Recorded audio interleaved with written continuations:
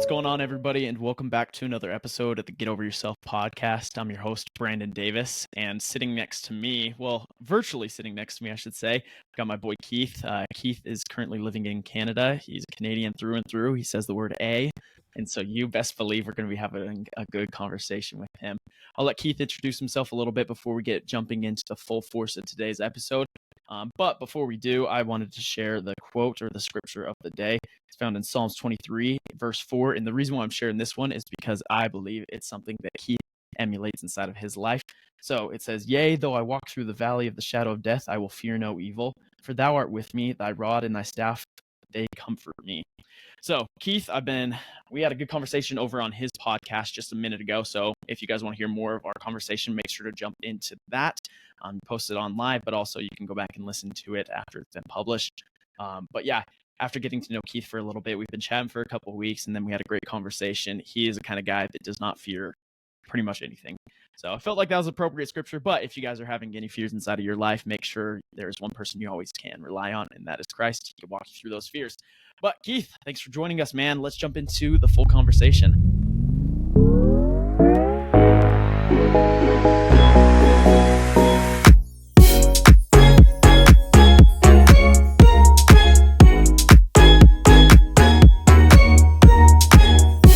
Brandon Davis, what's going on, my friend? Yeah, there you go. If we don't hear that after every sentence inside today's podcast, I would say it was a waste. So it was a waste, eh? Yeah, there you go. So listen, thanks for having me, man. I'm thoroughly excited to be here.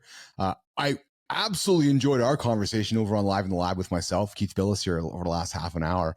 And I'm very flattered that the time that we spent together gave you enough about me to share that scripture with your audience to describe me. And I'm glad they're recording this because my kids are going to want to hear that one day, because my kids don't believe that dad doesn't walk into fear. There you go. Yeah. You got to share it with them and say, see, somebody believes it. That's it. So dad's actually a superhero, kids. We'll see if they believe that one. Yeah. Dude, looking up to my dad, every kid believes their dad's a superhero. I was just going to say, do you look up to your dad still, or do you realize that our dads are human too, right? Like, what's the moment, Brandon? Because I know I had the moment where we, as young boys of our fathers, recognize that our dad's not Superman. Yeah, I don't know. Like, in some ways, I still consider him. He's a dude. I was blessed. Yeah. I have the most amazing parents in the entire world. What's funnier though is I get older and older. It's like the definition of like when you're just kind of embarrassed with your dad.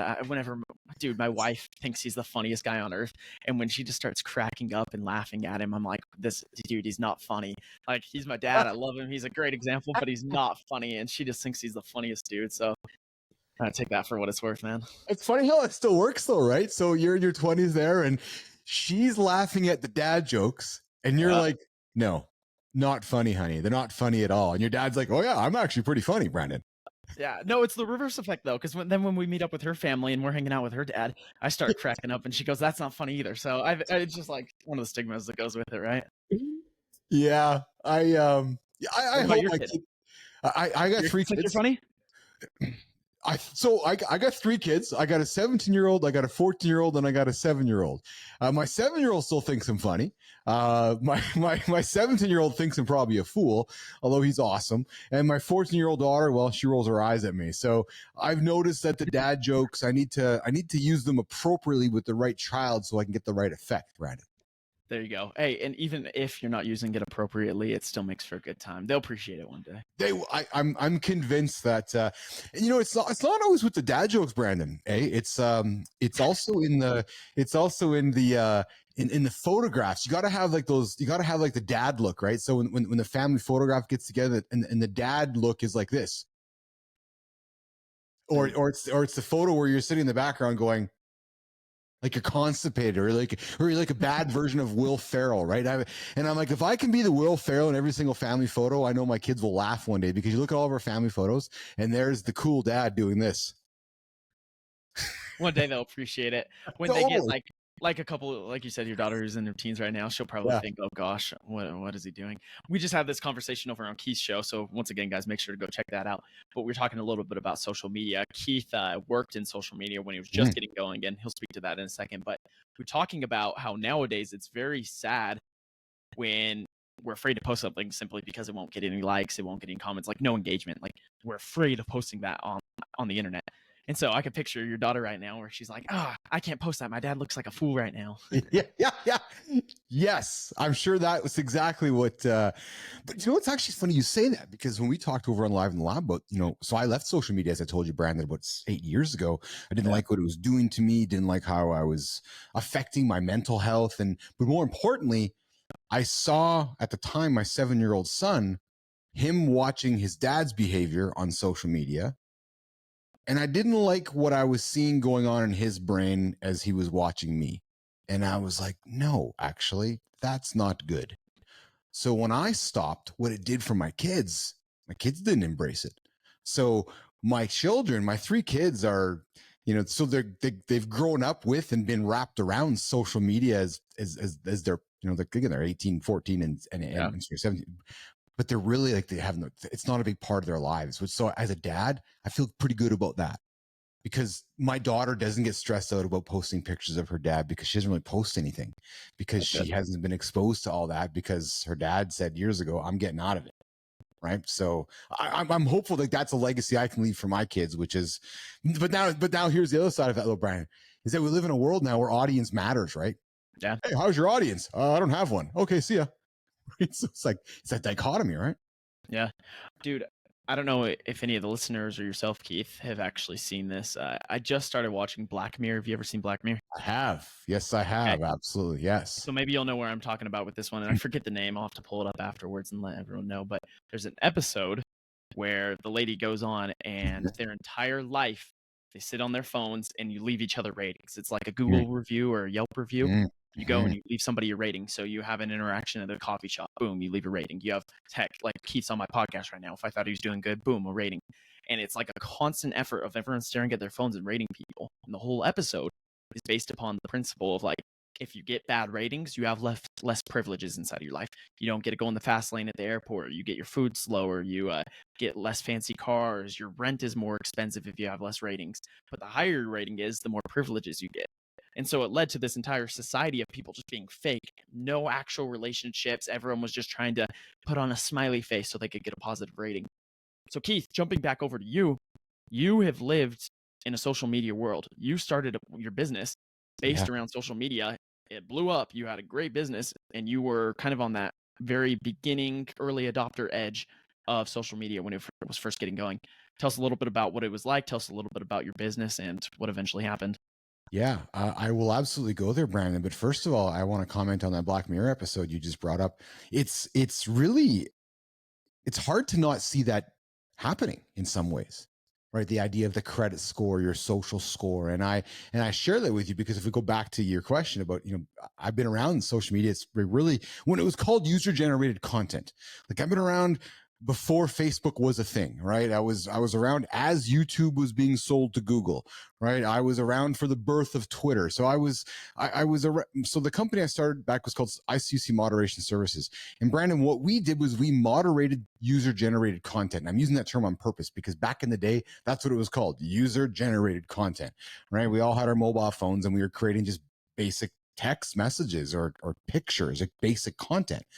And users in the early days of the internet were being encouraged by marketers to participate in promotions, marketing campaigns, right? So you'd go to big brands would, send us a picture of at the Molson Coors event where you're playing golf and things like that, right? So, but back in those early days, they needed a company to manage the content before it was getting posted online. They didn't want naked pictures of people. They didn't want inappropriate words. So it was like, okay, Keith. So we sat down with companies like yourself, Brandon, and said, okay, so Brandon, what's the rules you want to put for your community? Okay, Keith. So no naked girls, no naked guys, bra tops are not okay, but bikini tops are fine. So we, define the language for the community, define how we would moderate or manage the content for the community. And that's what we did. Early days, we solved an early problem, Brandon. And then that one thing led to another. And before you knew it, we were working with the world's biggest brands, Coca-Cola, Air Canada, all the big networks in Hollywood, global brands. And what we were doing was we were the company behind the scenes managing social media for the brands. As brands were, I remember, here's going to date myself. I remember when Coca-Cola didn't even own their Coca-Cola Facebook page on Facebook. So 3 guys out of the States said, hey, we're fans of Coca-Cola. We're going to start the Facebook page. So my company had to go and approach these guys to negotiate getting it from them to give it back to Coke. Did you have to buy from them? It was a long, Coke actually had to negotiate a price because they built up this massive audience, right? So we ended up actually working with these guys and incorporating their fan page into Coke took it over. But to make a long story short, that just shows you the wild, wild west of social media back in those early days, right? People were just grabbing brand pages, making like a fan page, right? Mm-hmm. It'd be like me creating the M&M fan page. And then one day M waking up going, no, that's my property. That's mine. That's mine. Right. So we were back in those early days and we were managing content for big brands. It was 2007. I saw the keynote. A young man named Steve Jobs said, I'm introducing the iPhone. And my biggest customer at the time was Research in Motion, Canadian company, BlackBerry. Okay. Oh, right? Okay. My old man used to use a BlackBerry. I thought that was the coolest little thing. I had one of the first 4 BlackBerries here in Winnipeg, where I live. Wow. I used to work for Rogers Cantel, so I was selling them. And I'll tell you a story too, actually, Brandon. I had a BlackBerry as I was starting ICUC. I was winning business because I was faster than everybody else. I won the Coke business for ICUC. I was on my couch watching American Idol, and they sent out a request for a proposal one night about 9 o'clock at night. I had my BlackBerry on my hip. Imagine sitting looking at your dad. I had my BlackBerry on my hip, and all of a sudden I got this email. Well, back in the days, because we're all now used to getting emails everywhere all the time. Well, back in those olden days, that wasn't the thing. It was always on, always email was a thing. To be able to carry your email in your pocket was actually it was pretty revolutionary. It was, and it was pretty substantial. Yeah. So I got this RFP for, hey, we were looking for a proposal for Coke. So I got it, responded within an hour, right? I was winning business because I was getting back to prospective customers. Their wallets were open and I was going real fast, right? So that was the BlackBerry. But it was when Jobs came on stage and said, hey, we're introducing this product. And I was a tech nerd, sold phones for a number of years, went to my business partner and said, hey, you know what? Our books look great. Research in Motion's an awesome customer. I'm nervous about this device. I think it's going to change the world. And so we made a call to some brokers, went to the market, said, hey, if we can find 2 buyers to buy the business, all it takes is it takes 1, but it takes 2 to make it better, because then you can put a bidding war in place, right? So we put a little package together, went into the market and saw if there was anybody interested in buying our company. Sure enough, there was. 2 people showed up. One went against the other, and then one bought, and we did pretty well for ourselves. Sold the company. And then, since you actually sold it, obviously iPhone did take off quite well, right? It did, yeah. iPhone took off. We worked with Research in Motion for 3 more years. Did well with them, and then went separate ways. And then as I sold the company, I continued to run it for 10 years, and then we parted ways 2 years ago. We parted ways in February 2021. Okay. You know what's funny about the entire BlackBerry situation? I still remember. So like I mentioned, my old man, he had a BlackBerry himself. Yeah. And when he was using it, the iPhone came out, but he wasn't he likes getting early tech, but he's not like you say, those early adopters that immediately just jump in and go for it. So after a couple of years, iPhone starts taking off, and he's like, okay, I'm going to give this a try. Switches over to iPhone, gets rid of the old BlackBerry. And I remember there's one day my brother was at some kind of, I think it was a water polo tournament. My whole family were water polo people. We played some water polo. And so we're at a tournament, and I was still younger, and I didn't want to go, just like any young kid. I don't want to go waste my weekend watching my brother's dumb games. I want to, I don't know, hang out with my buddies or something. Yeah. And I remember his incentive to me to go and watch the game was, hey, I got my new phone. I'm going to turn back on this BlackBerry, though, for the entire weekend. I'm going to let you text your siblings on it. And in my little head, I'm like, this is the coolest thing ever. And I'm one of 4. My brother's already in the pool. I'm already with him. So it leaves my options to text 2 of my sisters. And I thought that was the coolest thing ever. So just on the weekend, I'm using this little BlackBerry. I'm like, hey, guess who it is? I'm texting from Dad's old phone. And I just thought it was the coolest thing. But then, give it a couple of years later, and BlackBerry's gone. Nothing left. It's gone, yeah. And then, but I just saw this year at CES, they released the Clicks keyboard for the iPhone. Did you see that? I haven't. No, what is that? Yeah, so it's a keyboard that you slide onto your iPhone, and So I don't know if you remember so back in the day, BlackBerry, there was a blog called Crackberry made by a guy named Kevin Mahalik. And it was a very popular, famous BlackBerry blog. And as we know, the BlackBerry was famous for its keyboard. And then when the iPhone came out, it killed the physical keyboard. Well, a certain subset of people still want a keyboard. So they developed this revolutionary keyboard for the iPhone, and it's called Clicks. And they launched it, I guess, about a month ago. And you slide your iPhone into it, and it gives you So just back like plug straight in and you can just type yeah. right there. Yeah. So I guess the big thing is though, so now you have a keyboard on the bottom of your phone, but you now have a full screen, Right. right? So you know how sometimes you lose half of the screen because your keyboard takes it over. But yeah, I found it kind of fascinating that there's still people out there that are still wanting to have that physical keyboard on the bottom of their phone. Well, it's kind of interesting. Like you even see the evolution of iPhone. It started off very slim, very Yeah. minimalistic.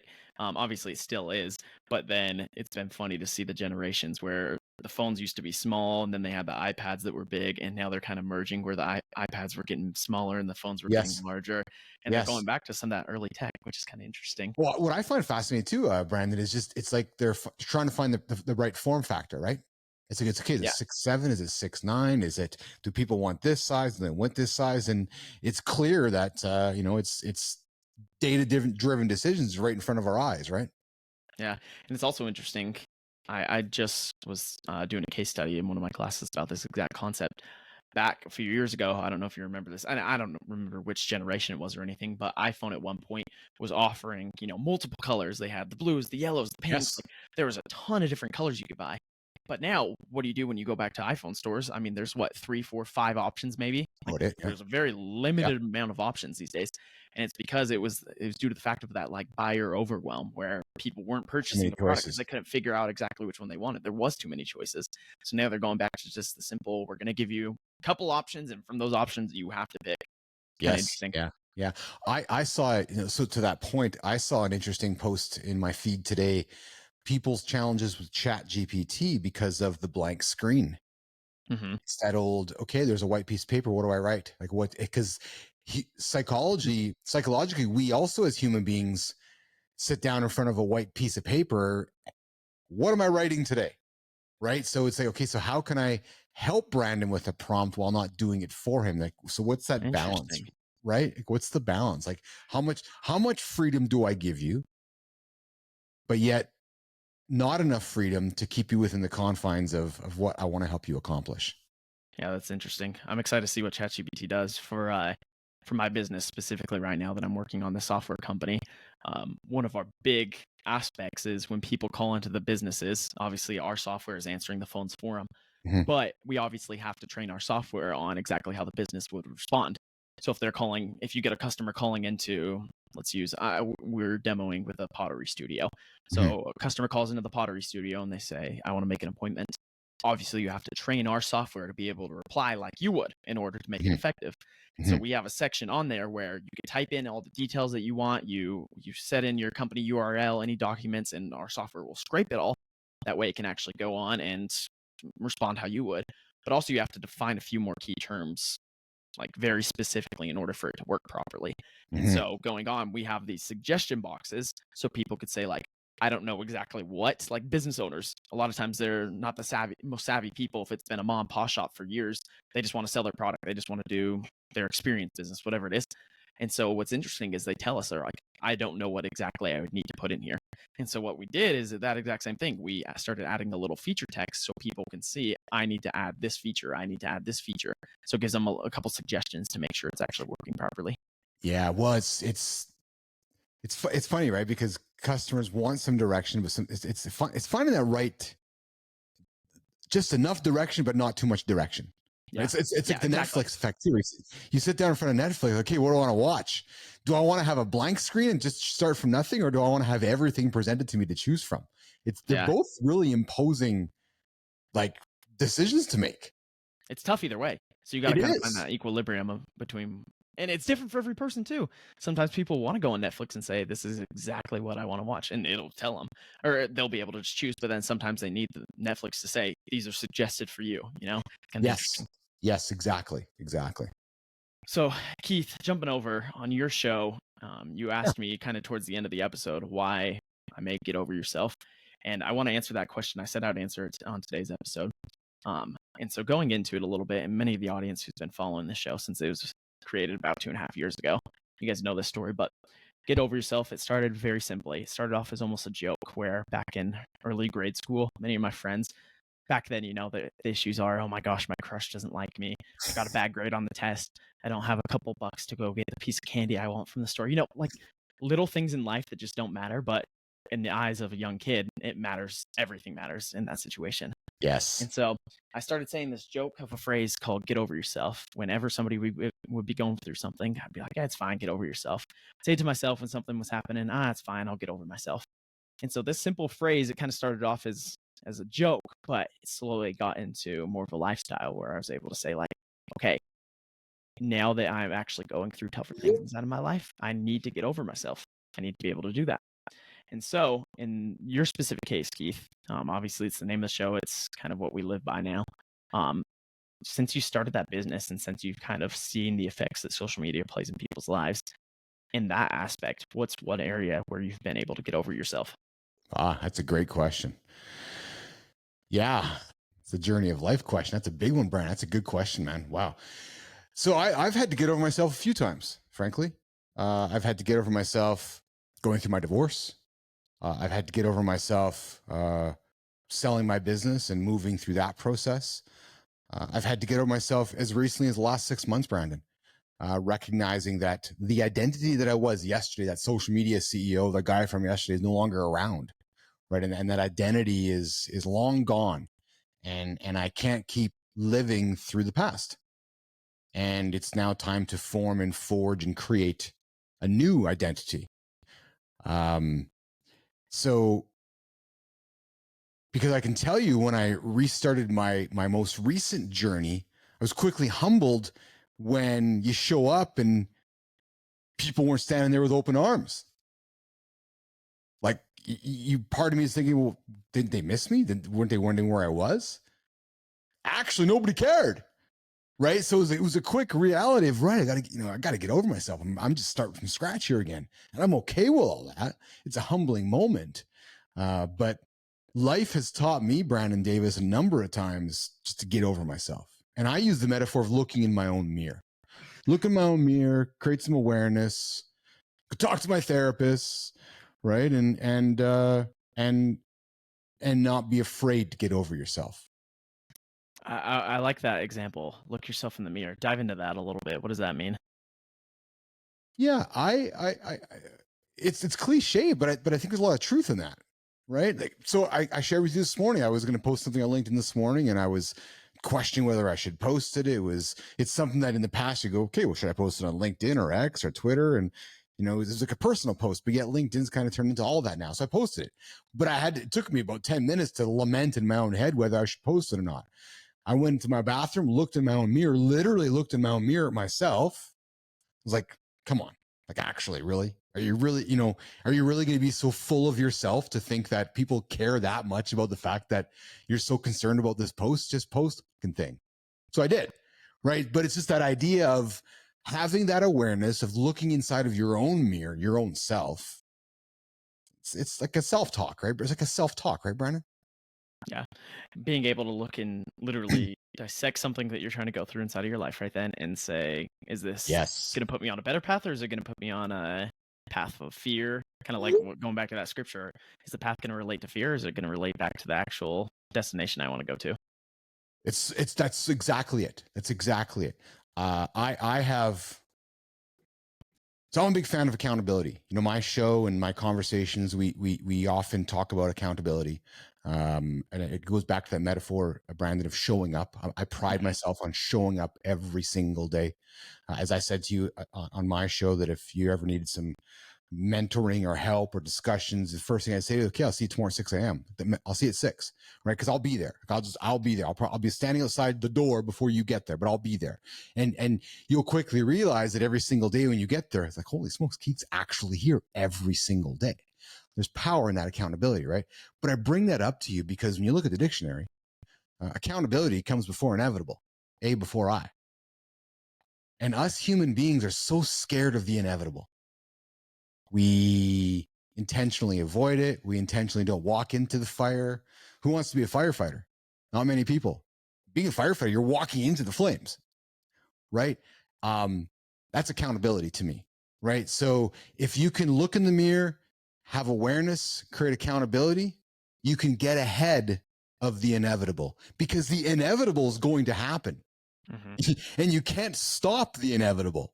You actually, as a human being, have the choice how the inevitable happens if you're smart about it, because you can then inevitably control it. You follow me? Yeah. No, I like that, because there's the people in life where they say destiny's going to control me. They set back and say whatever happens happens. No. It's kind of funny. We talked about this over on your show. Some people are Yeah. just like that. Whatever happens happens. I could never personally live my life that way, though. I'm the kind of guy where you have to take control of your own destiny. You have to take control of the things that are happening inside of your life if you want to create the path that you want to go down. Obviously, there's God's hand in everything. Like, there's certain things that are just Yes. gonna play out, and you take it how you can. But there's this narrative going around these days where people are afraid to take ownership. People are afraid to step up for what they know is right. They're afraid to actually go and carve their own path because they don't want to offend somebody. They don't want to take on that responsibility. They want something else to blame. So if Yes. whatever path they're going down, if it goes horribly wrong, they don't have to blame themselves. It wasn't my fault. It was somebody else's fault. It was the government's. It was God. It was whoever in my life was planted there. It's their fault. They don't want to take ownership anymore. I agree with you. It's one of the things that I don't like about today's media landscape is people are afraid to have an open conversation, and people are afraid to be disagreed with. People are afraid that if Keith and Brandon can't agree on something, that we shouldn't talk anymore. Actually, no, I want to hear Brandon's point of view. I want Brandon to teach me. I want Brandon to tell me everything. I don't need Brandon to convince me, but I want to be educated. I will then decide whether I will be convinced or not, but I want to hear what Brandon has to say instead of, oh, you're saying that? Okay, tune you out, go to somebody else. That is what I don't like about the world is because then we're removing all accountability. Mm-hmm. We're all singing the same kumbaya, saying the same things, and then we're all just reacting to life, not proactively living life. I know when I said to you on my show, Brandon, I clearly got a sense from you when I first met you that you proactively live life. You get up every single day attacking it, not reacting to it. There's a difference. If you're reacting, you've already lost. Right. So if you're customers, again, you're a business guy. I used to tell my colleagues this all the time. No customer's ever going to call you and say, hey, Brandon, yeah, will you stop calling me and ask me how I'm doing? Hey, Brandon, you're checking on me too much, man. Brandon, you're sending me too much follow-up calls to make sure I'm doing okay. Nobody ever does that. Instead, hey, Brandon, yeah, you haven't checked on me in 6 months. You've already lost because you're reacting. Right? So that in itself is like a no-brainer to me. That's why when you told me that you proactively pick up your phone every single day and message or call your buddies, dude, that's proactively living life. And whoever is listening to this can learn a lot from that in itself. Yeah, I haven't spoke about that in quite some time. I shared this over on Keith's episode, but it's a challenge. If you're one of my longer listeners, it's a challenge I presented probably about a year and a half, 2 years ago, where you don't want to lose some of the relationships that you've made inside your life. These relationships you fostered for years and years. These ones where you went through hard times, through good times, through everything in between. You don't want to lose those. As life goes on, it's inevitable you're gonna eventually stay in less contact with these people.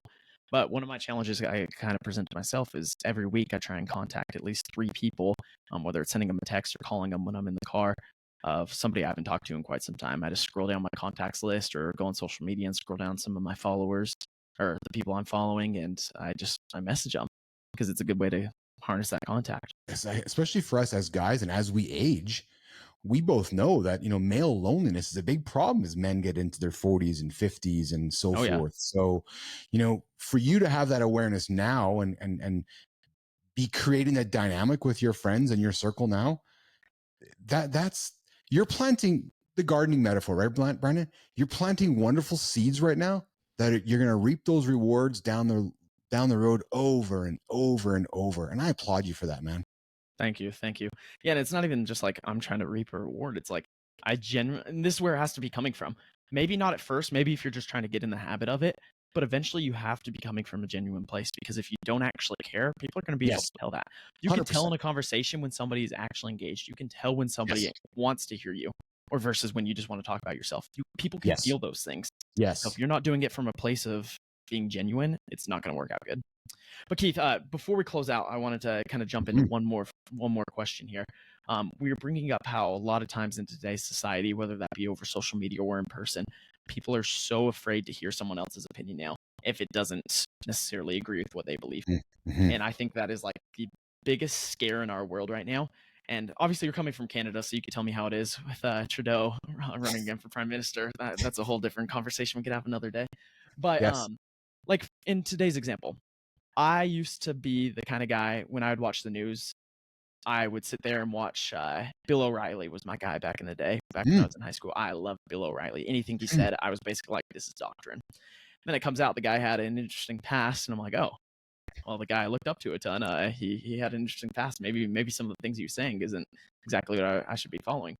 But take for another example, a lot of people are obsessed with Ben Shapiro here in the United States. Mhm. And what drives me crazy, I like a lot of things he says, but this goes on both ends of the spectrum here. Nowadays, it's the left is trying to get you to believe this, the right is trying to get you to believe that. They're saying this, they're saying that, and you have to choose a side. They're making you Mhm. pinpoint a side, and it's always the other side's fault. No matter what happens, it's always the other side's fault. Always. And so I want to get your opinion coming from up north a little bit there, Keith. What's it Mhm. like for you? What's the solution to that where people can come back together and it's not somebody else's fault, it's not always the other person to blame, but like and we don't always have to generalize saying if they disagree with us in just the tiniest way, they're in the wrong every time. What a wonderful topic, Brandon. And I don't know if we have enough of our life to talk about it because we could probably talk about this for years on end. And maybe this is what you and I need to talk about for years. We could come back to each other on this one because it's a wonderful topic that I don't know. So here's what I've learned as I've started my show, Brandon, is that I don't want to be that person who has to pick a side. But yet, to your point, people are wanting that, right? They're like, well, no, but Keith, you got to be on the left. You got to be on the right. I'm like, no, I want to actually be able to have a conversation with both sides. And I want to be able to see what happens on both sides. And then I want to be able to make my own decision, right? And I don't know if this is a global thing, right? And I'll tell you, as I've grown up, uh, it's sometimes I think like I'm living in the Avengers, right? You got one guy who owns the technology, which is Musk. You got Iron Man, right? You have like, are we moving towards a world where there's a person like Elon who, like, it's not unfeasible to think that we wake up one day where Elon has a larger podium than the president of the United States. He frankly does, right? So if people aren't going to like Biden or like Trump, but like Musk, does he become the third alternative in the U.S.? Right. And as politics become more global instead of, so an authoritarian, right, and leaning right, I don't know if we ever go back to a world where open dialogue can happen. I hope I'm wrong. I don't like a world where we all have to go and find our spot, go find our cave or our tunnel, and then just hear each other's echo chamber. And that seems to me the kind of world that we're being presented with right now, which is a world of echo chambers. If I don't like what Brandon has to say, I can go somewhere else and go and hear what I do want somebody to tell me and kumbaya with that. Yeah. It's curious. Well, I guess over the next couple of years, we'll have to do our part to make sure that doesn't happen in whatever form Well, that is. But listen, also, and people just need to people need to hear these sort of things and just realize, like, hey, you're not. I think it's the most, and I'll close out on this too. I think it is the most prideful thing on earth for somebody to always say, "Oh, you can't be right," but then when it comes to like politics or anything like that, they always assume they're right.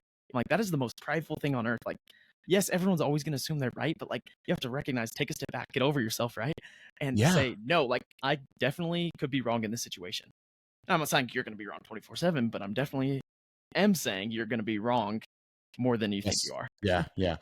I know we got to go, Brandon. I've really leaned on using language and emotions and feeling around the word human, because I think at the end of the day, if we can use that language more often than not, I don't care what Brandon's religion is. I don't care what Brandon's sexuality is. I don't care what Brandon's wearing.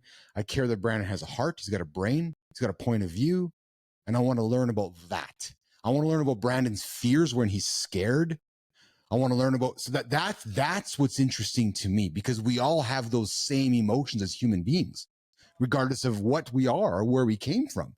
And that is, I think it's too often forgotten about. So I like to really move right down to the human being, right? And ask, what scares Brandon? Brandon the human. What scares Keith? Like, that to me is interesting, you know? Well, Keith, we'll have to dive into this. I'll have you back on the show here in a couple of weeks, and we'll be able to finish this conversation more fully.